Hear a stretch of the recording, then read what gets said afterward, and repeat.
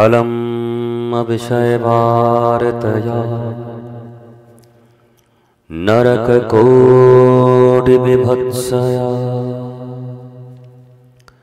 वृथा श्रुतिकथा श्रमौ बत विभोमि कैवल्यतः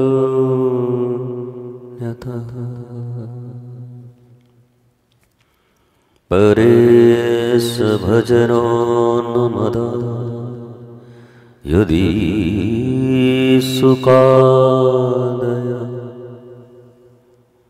किं ततः परं तुमराधिका पदरसे मनमाच्यतो। श्री राधा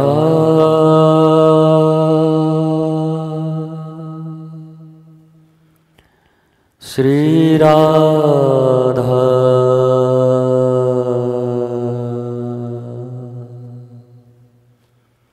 श्री राधा राधा राधा हा राधा हा राधा हा राधा हा हा हा किशोरी राधा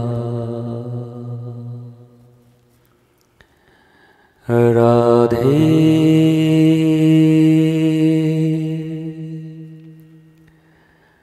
राधे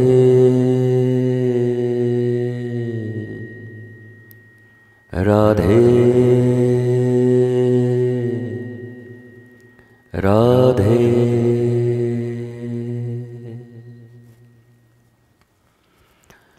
स्वामिनी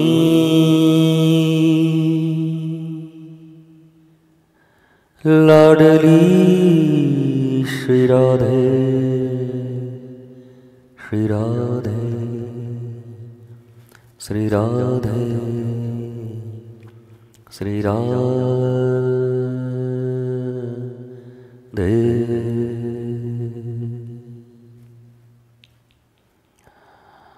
यह तन बिसके बेलरी मेरे गुरु अमृत की खान शीस दिए जो सद्गुरु मिलया तो भी सस्ता जान। गुरु गोविंद दो खड़े काके लागू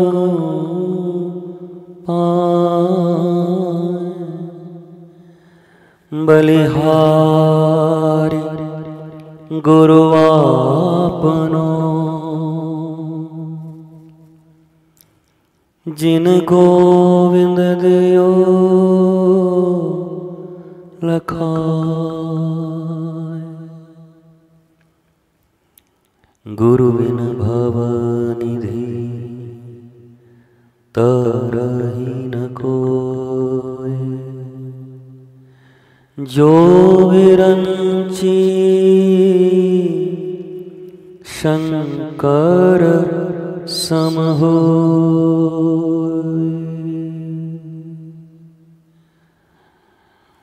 हरि कृपा तब जानिए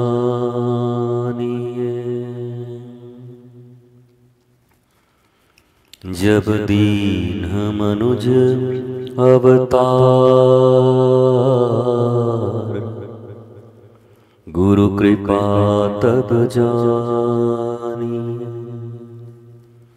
जब छुड़ा देवे मिथ्या संसार।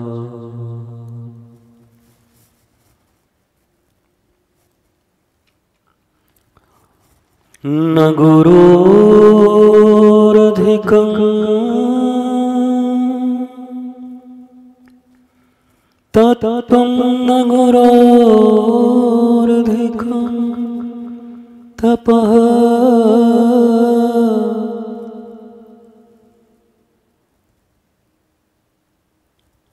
न गुरोरधिकं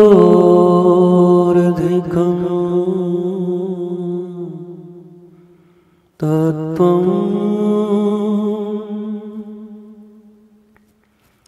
न गुरोरधिकं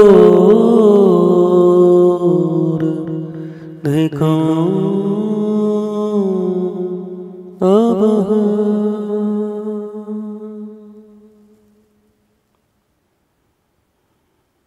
न गुरोरधिकं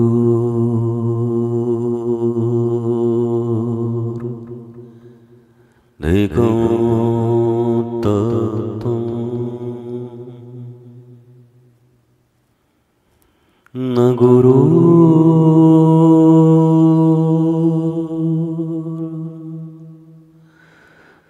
गुरोरधिकं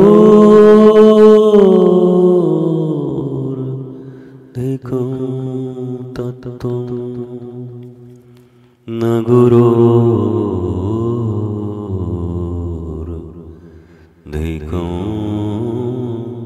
तपः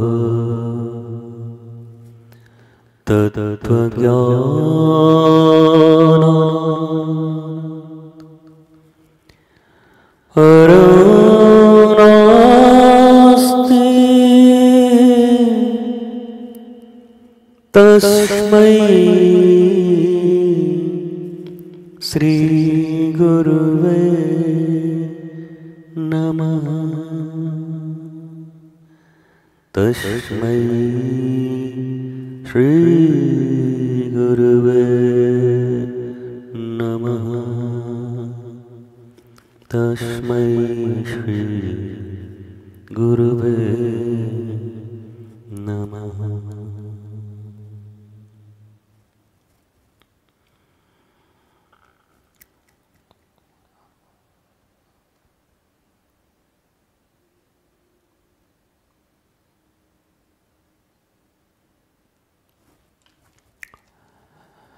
अवसर प्राप्त सत्संग जीवन को सुंदर, आनंदित, आह्लादित बनाने का श्रेष्ठ उपाय, मार्ग, संबल।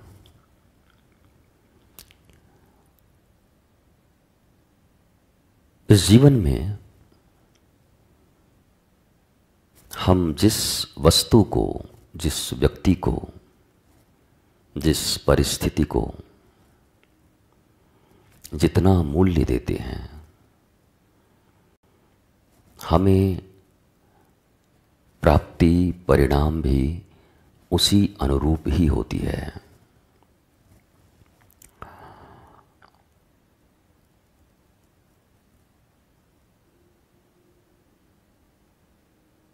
और यही कारण है कि भारत एक धर्म प्रधान देश है, इंटरनल राष्ट्र। संविधान में तो धर्म निरपेक्ष है, यद्यपि पंथ निरपेक्ष राष्ट्र अच्छा है, किसी पंथ के प्रति कोई भेदभाव नहीं, जितने मुनि उतने मत। ये कोई आज से नहीं है, ये हमारे ऋषिकालीन बात है। नाना मुनि नाना मत। पर भारत सदा से धर्म प्रधान रहा है, धर्म सापेक्ष रहा है।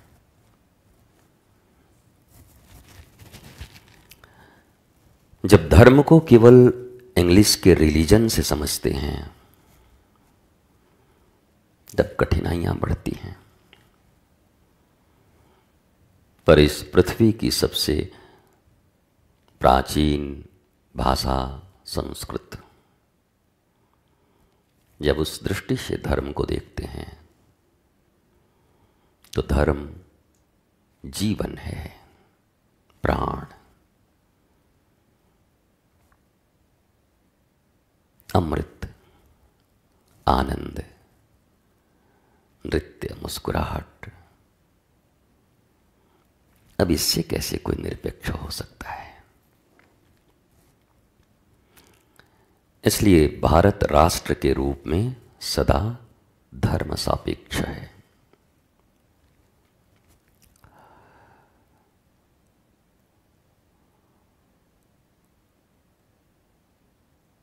सत्संग को जितनी प्रायोरिटी जिसने अपने जीवन में दी है, उसको उसी अनुरूप लाभ हुआ है।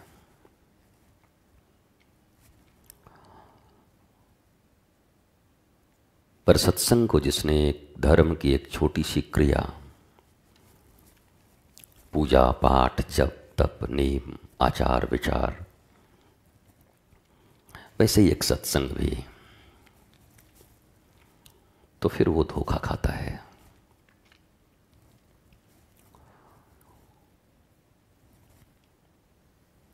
क्योंकि कोई ऋषि कितना भी बड़ा हो गया हो, महान हो गया हो, याज्ञवल्क, भरद्वाज, छोड़ो, स्वयं देवाधिदेव महादेव और उनकी अर्धांगिनी शक्ति उमा, पार्वती, ये कभी सत्संग के बिना नहीं रहते। जितने भी धर्म ग्रंथ सनातन में हैं, मैक्सिमम शिव पार्वती के संवाद पर हैं। अब दुर्भाग्यजनक ये है कि शिव स्वयं शिव होते हुए भी और पार्वती स्वयं पार्वती होते हुए भी सत्संग कर रहे हैं। पर हम बेलपत्र, धतूरे और एक लोटे जल चढ़ाकर सत्संग से दूर हट जा रहे हैं। हो गया हमारी पूजा। पर जिनकी पूजा कर रहे हैं वो कह रहे हैं देखो मैं महादेव हूं, फिर भी सत्संग में मेरी इतनी रति है, मति है, गति है कि मैं ऋषियों के द्वार द्वार जाता हूं सत्संग के लिए। अगस्त के द्वार गए ना सती को लेकर। पर हम में से ये जो सो कॉल्ड कथा सुनने वाले लोग हैं या सत्संग करने वाले लोग हैं, ये भी सुनते तो हैं पर गुनते नहीं हैं। श्रवण मनन,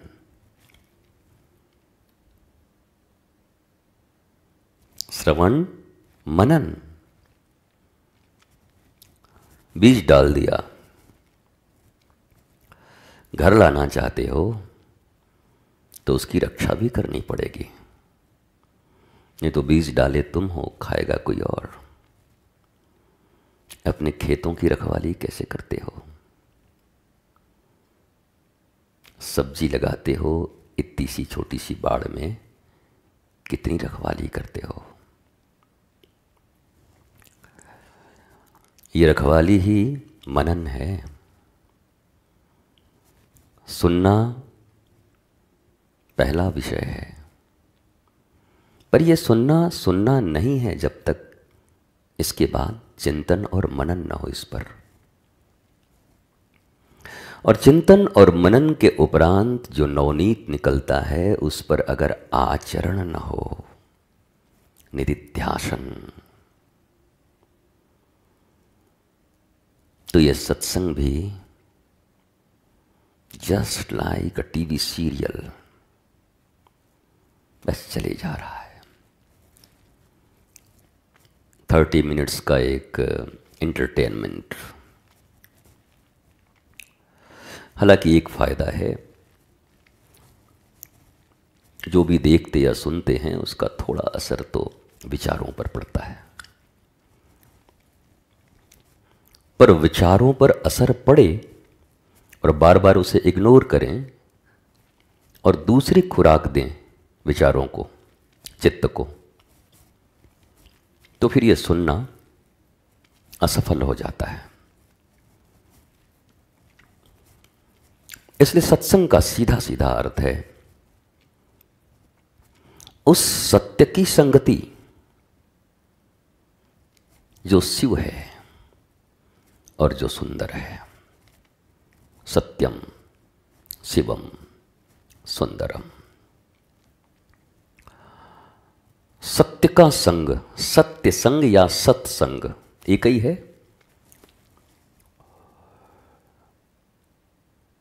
और सत्य कैसा होता है? शिव। सत्य कौन है? शिव। सत्य अगर जीवन में है तो क्या प्राप्ति होगी? शिव की। शिव मतलब कल्याण। नहीं कहते अब हमको तार दो गुरुजी, अब हमारो मंगल कर दे गुरुजी। सबको तारा नाथ, मुझे कब तारोगे? सबका कल्याण हो रहा है, मेरा कब होगा?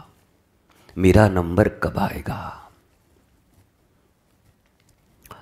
सत्य जब आधार हो तो शिव को बुलाना नहीं पड़ता, शिव प्रकट होते हैं। सत्य जब आधार हो तो कल्याण के लिए परिश्रम नहीं करना पड़ता, कल्याण प्रकट होता है। और कल्याण जिस मनुष्य का हो गया उसका जीवन सुंदर हो गया, उसी को सुंदर कहते हैं, बाकी को छछूंदर कहते हैं। अब हमारी भाषा ऐसी है, कभी कभी आपको बुरा ना लगे, लगे भी तो क्या करोगे? आप हो क्या? नहीं हो ना, तो आप क्यों बुरा मान रहे हो? आप तो सुंदर हो, हमने तो छछूंदर को कहा है। जिनके आधार सत्य नहीं है और सत्य के आधार पर शिव का पुष्प उनके जीवन में नहीं खिला है, वो कभी सुंदर दिख भी नहीं सकते और सुगंधी भी उनको नहीं मिल सकती जीवन की। तो न कल्याण के लिए फिक्र करो, न सुंदरता की फिक्र करो, फिक्र करो तो सत्य की। सुंदरता की चाह में लोग हैरान हैं, परिश्रम पे परिश्रम कर रहे हैं। कल्याण के लिए तो पता नहीं क्या क्या कर रहे हैं, पर जो करना चाहिए बस वही नहीं कर रहे हैं। बोला आपने इसके लिए क्या क्या किया? बोला वो सब कुछ किया जिससे ये नहीं मिलता, और वो बिल्कुल नहीं किया जिससे ये मिलता है। सत्संग मैं ट्राई कर रहा हूं कि इसको बहुत फाइन बना दूं, ग्राह्य बना दूं, छोटा सा बना दूं। और ये जो सत्संग सत्संग सत्संग सत्संग सत्संग सत्संग, और बच्चों के लिए तो विशेष, आओ सत्संग में बैठो, और ममा ट्यूशन है। अच्छा, तो दादी भी आजकल सत्संग में नहीं बैठती। अगर उसके मन का सीरियल आ रहा हो, सत्संग हो रहा हो, तो दादी भी सीरियल में बैठ जाती है। तो सत्संग बाद में देखेंगे, सुनेंगे। तो सत्य के आधार पर ही आपका आनंद निर्धारित है। आनंद सबको चाहिए,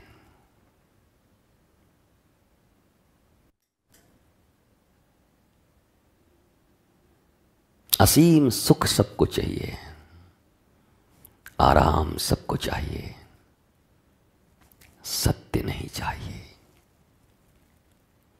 न सत्य को ढूंढता है, न सत्य का अनुसंधान करता है, न सत्य को धारण करता है, न सत्य को जीता है, न सत्य को बर्दाश्त करता है। एक्सेप्टेंस ही नहीं है सत्य के लिए। फेक, सब कुछ फेक, कोरी कल्पना। कई बार आपने देखा है कि जीवंत गुरु को एक्सेप्ट करना बहुत कठिन होता है,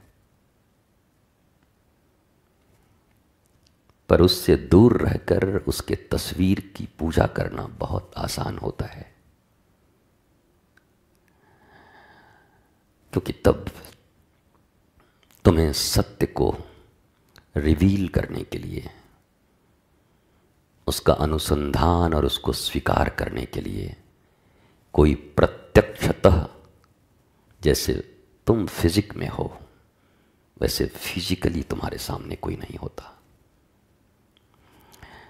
इसलिए भारत में भी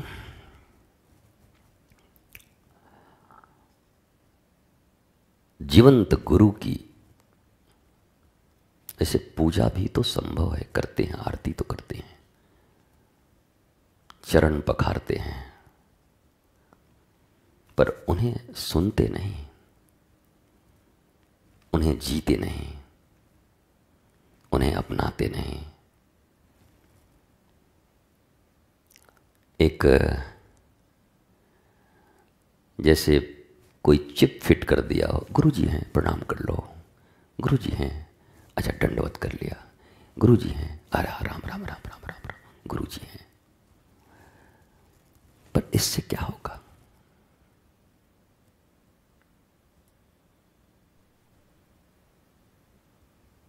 बड़ी थाली में 56 प्रकार के व्यंजन रखे हों और अच्छा 56 व्यंजन है, प्रणाम प्रणाम प्रणाम प्रणाम करता हूं, वाह वाह वाह वाह, पेट भर जाएगी ना? टूट पड़ोगे थाली पर। बल्कि वो जो एक आइसक्रीम मिलती है ना, बिस्किट में वो भर के देते हैं, बिस्किट भी खा लेते हैं, कोन वाला आइसक्रीम, थाली भी अगर ठीक ठाक खाने का रहे तो वो भी खा जाएंगे। 56 के बाद 57, 57, तब तो प्रणाम नहीं करते हैं, तब तो नहीं कहते बस दूर से गुरुदेव को दूर से प्रणाम करिए, उनका सम्मान करिए, यही काफी है। भोजन का भी यही करना कल से। आज अभी लिए हो कि नहीं? आज ही से शुरू करो, सम्मान करो, आरती दिखाओ, खूब सुंदर एक सिंहासन बनाओ, भोजन को रखो, आरती दिखाओ, और उसके बाद भूल जाओ, सोने चले जाओ, सम्मान कर दो। इनहेल करना पड़ता है। वो एक एक ग्रास तुम्हें तुष्टि, पुष्टि, संतुष्टि देती है। रक्त मांस, मेरू, मज्जा सब बनते हैं उसी से। शरीर माध्यम खलु धर्म साधनम, तब यह टिकता है। फिर सत्संग के साथ और गुरु के साथ ऐसा क्यों? सत्य के साथ ऐसा क्यों? सत्य बस सुनने में अच्छा लगता है, सत्संग शब्द सुनने में अच्छा लगता है, सत्संग में जाना अच्छा लगता है। कभी कभी बहुतों को आदत है जाना, किसी को सिनेमा, किसी को सत्संग, कोई ज्यादा फर्क नहीं पड़ता।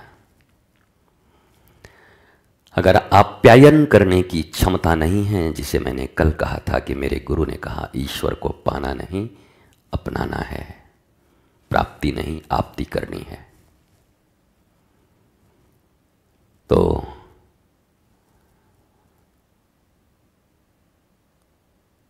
सत्य को पाना है।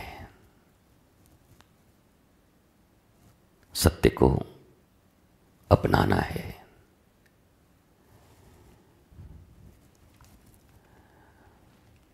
जीना है।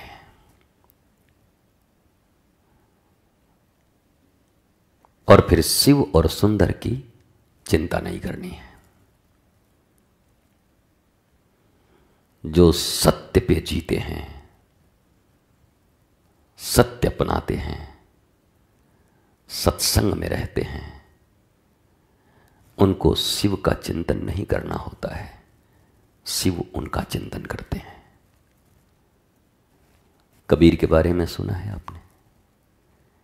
कबीर ने एक बार कहा, पहले मैं राम राम करता था, अब बोला अब राम जी कबीर कबीर करते फिरते हैं।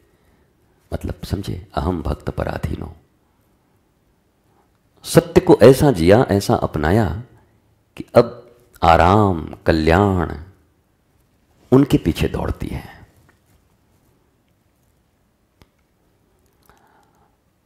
और ये भी पक्का है कि अप्पो दीपो हवा सत्संग के माध्यम से ही होगा। किसी ऐसे जीवंत, प्रकाशित, दिव्य आलोक से आलोकित सत्य ही जिनका आधार है, ऐसे किसी महापुरुष की शरणागति, प्रपत्ति, प्रपन्नता,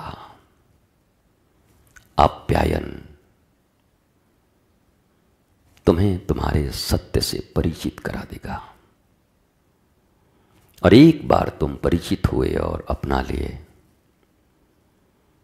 तो फिर ये सुंदरता, ये शिवत्व, कल्याणत्व, मंगल, ये सब तुम्हारे पीछे पीछे चलेंगे।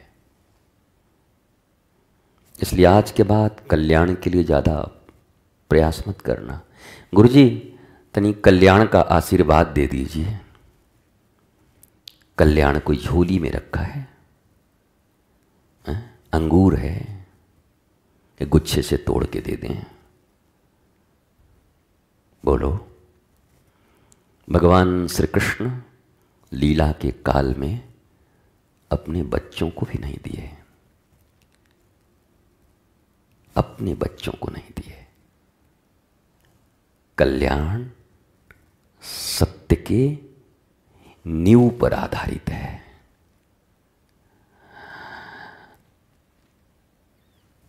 वो साक्षात ईश्वर भी जब उस रूप में आता है लीला करने को, तो अपने इस शारीरिक संबंधों में आए हुए लोगों को भी नहीं दे पाता, क्योंकि वो लेना नहीं चाहते। इसलिए गुरु और शिष्य में जब जब बड़ा कौन, तो मैं प्रारंभ से कहता हूं शिष्य। गुरु कुछ नहीं कर सकता अगर शिष्य न चाहे। कोई हो, कितना भी बड़ा गुरु हो। अब गुरु बड़ा और छोटा क्या होता है? गुरु तो गुरु होता है। अंधकार से प्रकाश, अज्ञान से ज्ञान, सुख दुख के चक्र से उठाकर आनंद की गोद में बिठाने वाला, सत्य से जोड़ देने वाला, तुम्हें सत्य में ही परिवर्तित कर देने वाला, वही तो गुरु हैं। फिर गुरु बड़े और छोटे क्या होते हैं? हमारे गुरुजी बहुत बड़े हैं, हमारे वाले थोड़े छोटे हैं। नहीं, हमारे वाले के पास तो 55 आश्रम है, हमारे वाले के पास गाड़ी बहुत तगड़ी है। ये बड़ा और छोटा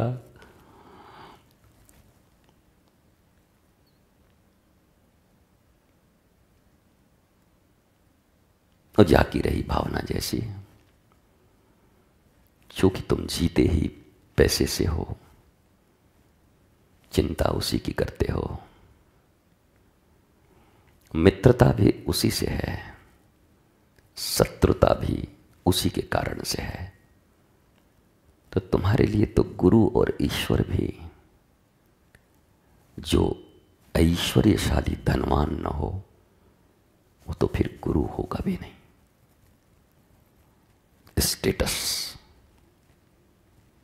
स्टेटस सिंबल। तो गुरु से सिर्फ सत्य अपनाया जा सकता है, लिया नहीं जा सकता, क्योंकि वो है तुम्हारे पास। ज्ञान भी है, सत्य भी है। अरे जब ईश्वर ही तुम्हारे साथ हैं, तुम्हारे भीतर हैं, तो सच्चिदानंद, सद चिद आनंद वो तो है ही। स्वीकार करना सिखाते हैं गुरु बस। मतलब वो देख वहां बैठे हैं, वैसे कोई बचपन में खेल खेलते थे लुका छिपी, तो फिर धीरे से कोई जो अपना फ्रेंड होता था वो इशारा कर देता, बाबू ऐसे करके इशारा कर देते, वहां छुपा है। गुरु भी ऐसे ही हैं, बस तुम्हें बता देंगे कहां कहां ढूंढ रहा है। कस्तूरी मृग की तरह कहां ढूंढ रहा है, यहां है, नाभि में, तुम्हारे ही पास है। बस यही प्रक्रिया जो करा दे, सत्य से जो परिचित करा दे तुम्हें, वही गुरु हैं। घर बना दें, द्वार बना दें, गाड़ी खरीदवा दें, व्यापार चला दें, एक पत्नी चली जाए तो फिर दूसरी पत्नी लाने के लिए आशीर्वाद ले लेंगे, गुरु जी नया लाने जा रहे हैं। ये सब वो भी हैं, वो हैं मैरिज गुरु हैं, है ना, मैरिज गुरु। और ये बोला मोबाइल गुरु, ये बोला ये ऑटोमोबाइल गुरु। आजकल तो टीवी में आता ही है, देखे हो ना, ऑटोमोबाइल गुरु, मोबाइल गुरु। वो भी गुरु हैं जो वो तुम्हें शेयर गुरु, बैंक गुरु। पर गुरु शब्द इसीलिए अधूरा पड़ जाता है तो पूरा, पर बाद में फिर लगता है सदगुरु लिखना पड़ा, कि गुरु का अर्थ है अंधकार से प्रकाश।